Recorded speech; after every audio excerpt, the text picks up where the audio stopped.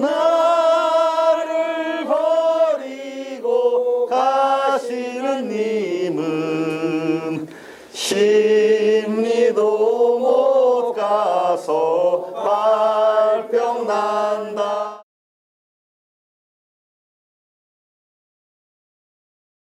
당장 지금 오시기 전에 CBS를 잠깐 들려서 오셨는데 대한민국 언론이 지금 풍비 박산 난리가 났습니다. 몇 가지 말씀을 하셨을 뿐인데 먼저 독도 말씀하고 오셨어요. 일단 궁금한 거, 제 기자질하는 놈이라서 당장 궁금한 거부터 좀 해설을 하고 책으로 좀 진중하게 들어가야 될 것 같아요.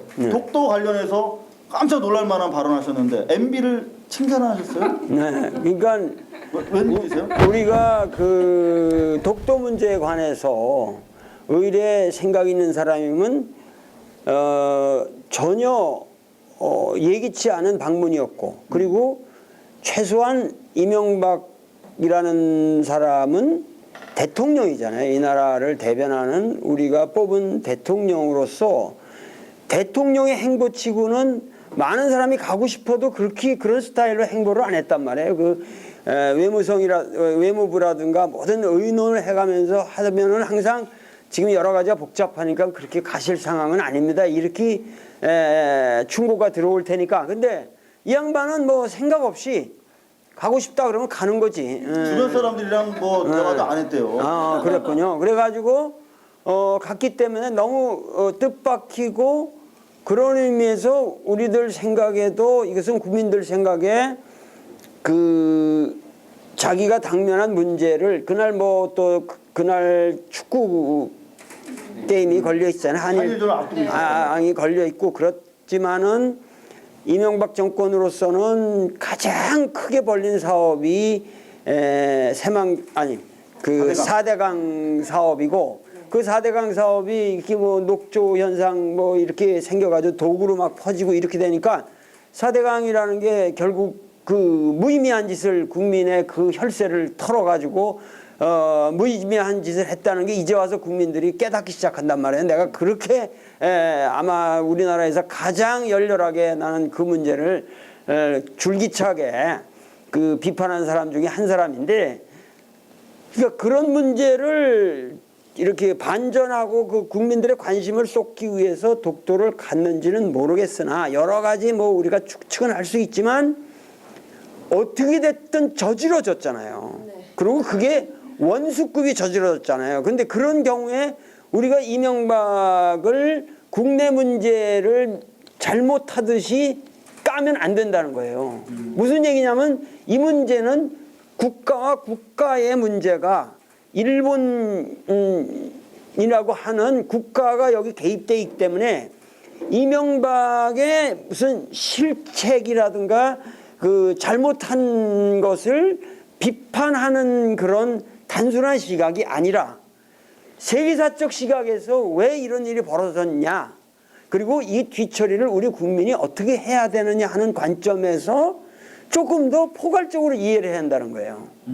그렇게 되려면은 우리가 무조건 너 잘못했다, 원점이 마치 일본 우익들이 이것을 비판하듯이 똑같은 관점이 되고 안 되는 거죠. 일본 우익이 까는 스타일로 너 왜 거기 갔냐, 그렇게 되면은 문제는 우리 진보 세력이라는 사람들이 나중에 할 말이 없어지는 거죠.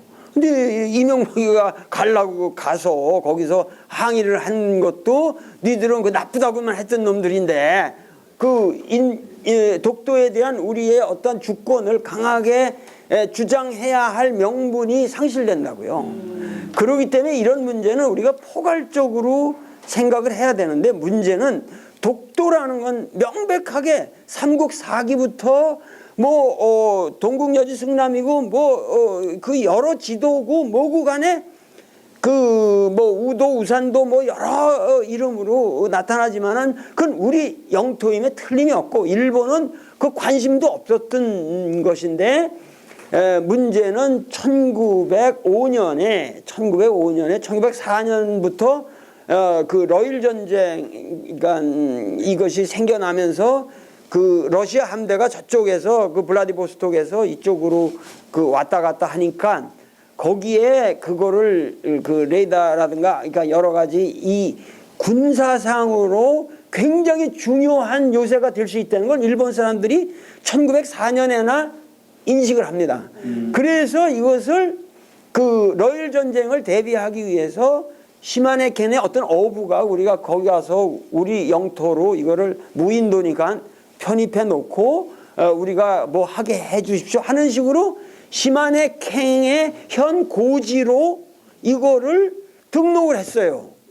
그런데 그때는 1905년이니까 우리가 을사늑약을 당할 때니까 그런 상황에서 우리는 뭐 속수무책이었죠. 지금 나라를 뺏기는 상황에서 뭐 그거 하나 시마네켄에 그걸로 편입했다고 그래서 우리가 뭐 항의할 그런 그 여력이 없는 상황이었잖아요.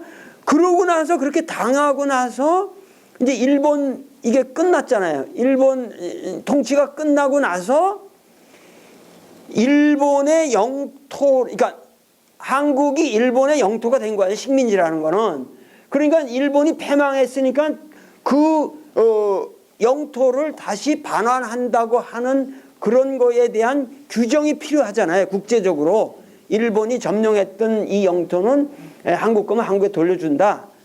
그렇게 해서 일본의 자국의 영토와 이런 것을 하는 것을 1951년에 샌프란시스코 조약이 평화 조약이라는 게 만들어집니다. 근데 그때는 우리가 또 전쟁 중이었잖아요. 불행하게도. 그러니까는 6.25 전쟁 속에서 이것을 갖다가 우리는 여력이 없었어요.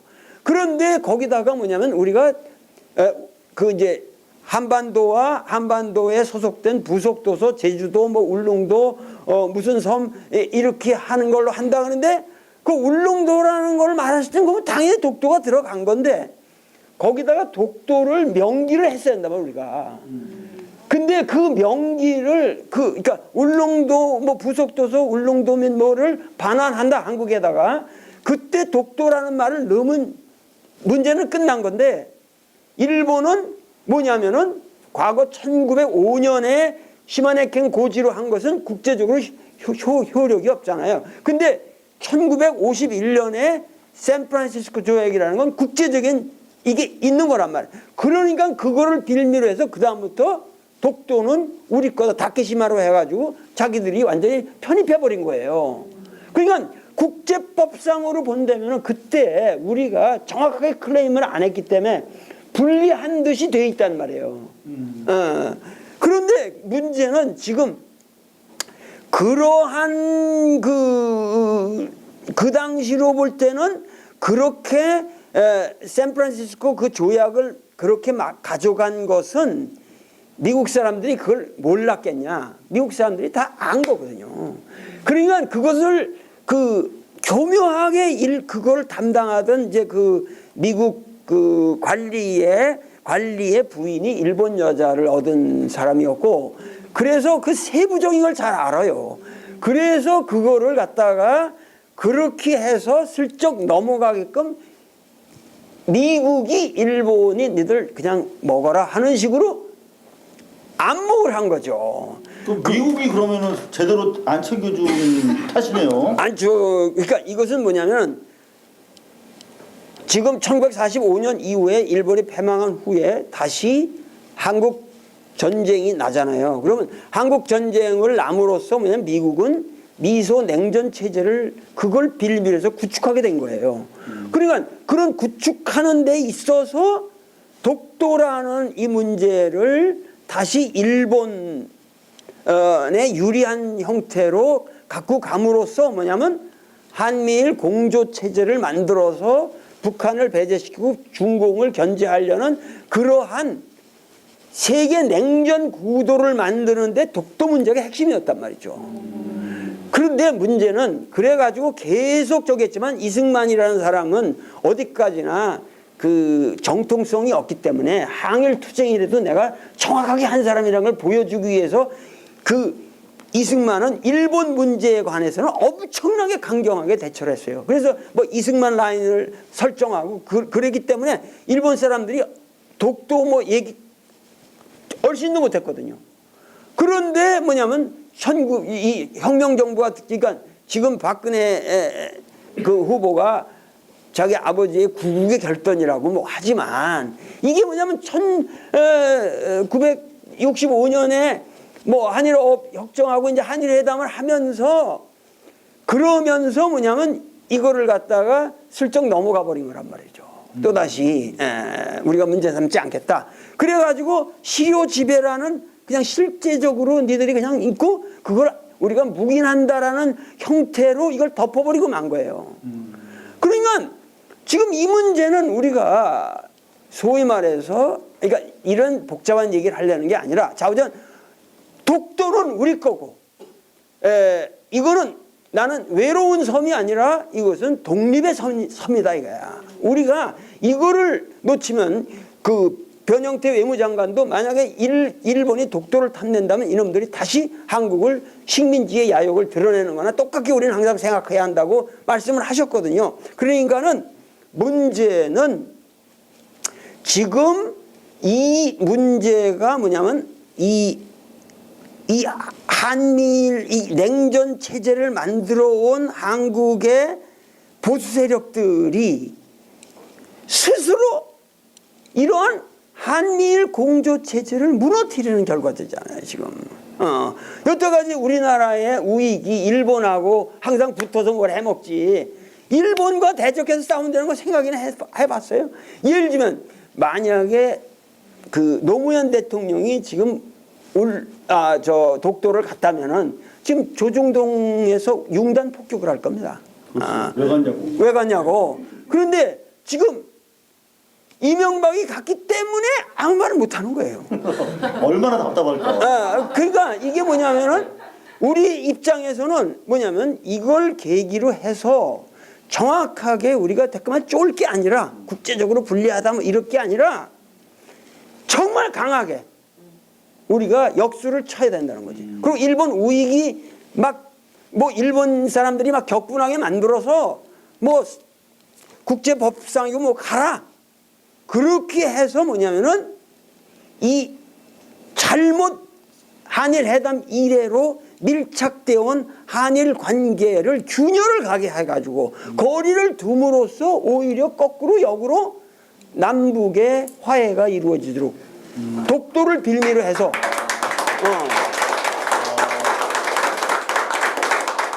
한국의 우익 세력들을 이 문제에 한국의 우익 세력들을 다 독도에다 가둬야 돼요. 그 니들이 독도를 꼭 지켜라. 니들 잘했다. 그래가지고 한국의 우익 세력들을 조중동을 독도에 가둬버려야 돼요. 그러면은 걔들은 그 책임을 면할 수가 없는 거죠. 자기들이 한미일 공조를 깨트려서까지라도 우리는 지키겠다. 그리고 천황폐하가 잘못했다고 우리 독립운동을 한 모든 사람들에게 사과를 하지 않으면 한국에 올 수 없다 이런 말 했잖아요. 네. 그 다음 날 그게 얼마나 좋은 말이에요. 그거는 만고에 우리가 인정해야 되는 좋은 말이죠. 나쁜 말이 아니지. 그러니까 그런 것까지 뭐 나쁘다 쉬우다 그러지 말고 당신 정말 잘했습니다. 잘했습니다. 그러니까 그렇게 해서 거기에 대해 책임을 짓고 발을 못 빼게 만들어야 돼요. 그러면서 뭐냐면 우리는 남북의 문제에 대해서 같이 이 독도 문제를 우리가 공동 대처하자. 이러면서 우리가 회담을 열고 이렇게 하면은 일본이 정말 공포스러워지죠. 그리고 미국도 겁먹게 되죠. 그러니까 이렇게 해서 뭐냐면 내 말은 이 냉전 구도의 상징물인 샌프란시스 평화조약에도 미국이 분명히 관여를 했고 조작을 한 거고 그러니까는 이러한 냉전 구도에 온 이 최종 산물을 이 냉전 구도에서 가장 득을 본 한국의 보수 세력들이 스스로 깼다. 그러니까는 이거를 기회로 뭐냐면은 우리는 냉전 구도를 깨고 이제 새로운 세계 질서를 구축해야 된다. 그러니까 우리가 1905년에 그 걔들의 시마네킹에 무슨 어부 한 사람이 등록한 거 가지고 오늘 이 꼴이 될 정도로 우리는 나약했지만 지금 2012년에 우리 대한민국 사람들은 그렇게 어리숙하지 않잖아요. 그런 방식으로 또 똑같이 당할 수 없잖아요. 그 젊은 사람이라도 만약에 독도 문제에 대해서 저기를 한다면 일본하고 싸울 준비를 해야죠. 정말 우리가 그러니까 그렇게 해서 뭐냐면 국권을 정확하게 지켜야 한다는 거지. 박수 부탁드리겠습니다. 최근에 그 놀라운 것은 북한에서 여기에 대해서 지금 발표한 게 있거든요. 노동신문에 노동신문에 노동신문 신문이 배달되나요? 나한테 김정은이가 직접 보내줬어. 그래가지고 여기 뭐라 그러냐면은 네. 독도가 누구 땅인데 생떼질인가 이런 제목의 기사에서 일본 반동들이 남조선 집권자의 독도 시찰을 계기로 날강도의 본색을 다시금 드러내고 있다. 그들은 앙앙불락하면서 정부급 교류 중단과 서울 주재 자국 대사 소환, 야스쿠니 신사 참배, 남북 공조 중단 등 일련의 강경 카드를 연이어 꺼내는가 하면 네. 국제사법재판소 제소까지 운운하며 분주탕을 피우고 있다. 뭐 이런 식으로 그 독특한 얘기를 했는데 여기 중요한 게 네. 대북 공조 중단이라는 말 자체가 네. 북한에서 볼 적에는 굉장히 이게 불쾌한 얘기거든요. 그런데도 불구하고 응? MB를 조지지 않았네요. 북한이. 얘기는 즐거운, 자기는 좋은 얘기인데도.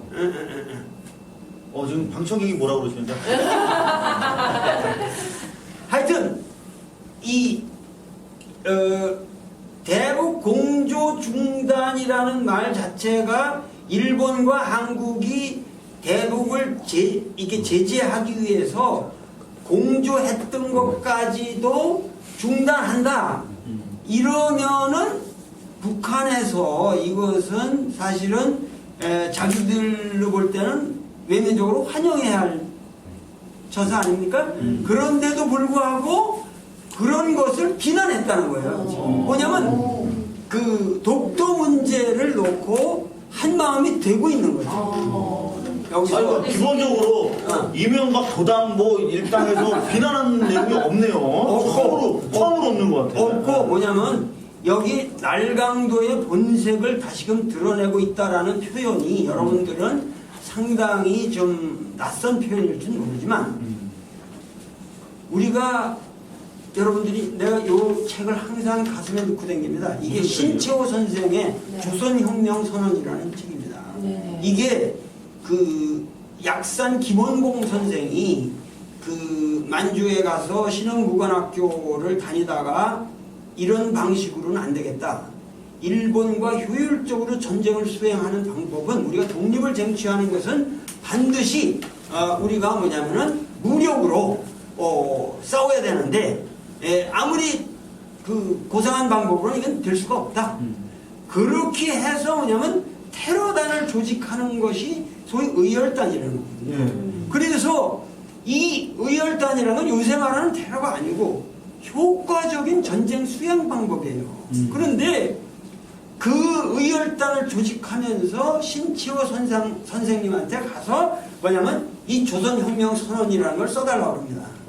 그때 신치호 선생님이 이 조선혁명선언에 처음에 쓰신 말이 이게 너무도 지금 우리 가슴에 와닿는 얘기예요. 뭐냐면 최남선 선생이 뭐냐면은 기미 독립선언서를 썼을 때 거기까지 그런 일이 벌어지기까지 신한천년단을 만든 상해에서 3.1운동을 국제적으로 조직한 사람들이 있거든요. 영영 선생이니 뭐 이런 사람들이 있었는데 신채호도 간접적으로 거기 도움을 줬고 그래가지고 한국에서 이 독립선언서가 이렇게 된 게 날라왔을 때 독립선언서가 날라왔을 때 신채호가 이걸 쫙 찢어버렸다. 여러분들은 우리가 기민 독립선언서 대단한 걸로 알고 있지만 신채호 선생이 이걸 찢어버렸어요. 오등은 자해아 조선의 독립국인과 조선인의 자주민임을 선언하노라. 뭐 공약 3장도 금일 오인의 거사는 정의 인도 생존 존영을 위하는 민족적 요구이요. 뭐 이런 식으로 아주 점잖잖아요. 그런데 썩어빠진 새끼들아 이게. 썩어빠진 새끼들. 심채호 선생이 쓴 이 조선혁명선을 보면 딱 처음에 나가는 게 그냥 오등의 자해 뭐 이런 얘기가 아니고 강도 일본이 우리의 국호를 없이 하며 우리의 정권을 빼앗으며 우리의 생존적 필요 조건을 다 박탈하였다. 이렇게 시작을 하거든요. 그러고서 여기서 말하는 분이 뭐냐면은 이상의 사실에 거하야 우리는 일본 강도 정치 곧 이족 통치가 우리 조선 민족의 생존의 적임을 선언하는 동시에 우리는 혁명수단으로 우리 생존의 적인 강도 일본을 살벌하니 곧 우리의 정당한 수단임을 선언하노라.